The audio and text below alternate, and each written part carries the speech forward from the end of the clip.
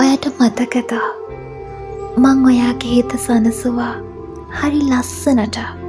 ඔයාට මතකද මං ඔයාට ආදරේ දුන්නා හේතු විරහිතව හසිමාන්තික විදියට. මට උවමනා වුණේ අසීමාන්තික ආදරෙත් එක්ක ඔයාව සනසන්න හැම ආත්මයකම. ඒත් මොකක්දෝ හේතුවකට ඔයාට උවමනා වුණා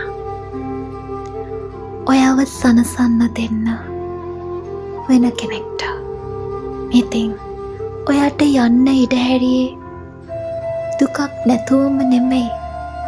දුකක් තිබුණා මෙන්න මෙහෙමයි කියලා නිම කරන්න බැරි තරමටම.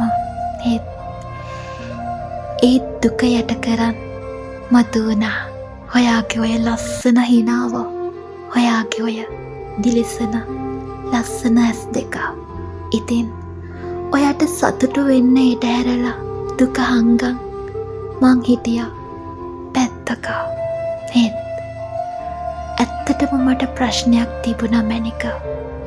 එකම එක. ඒ මං ආදරය කරපු මං සනසපු ඔය හිත එයා රිද්දයිද එයා අඬවයිද කියන ප්‍රශ්නය. ඒත් හැම තිස්සෙම මං ප්‍රාර්ථනා කරා ඔය දෙන්නගේ සැනසුම.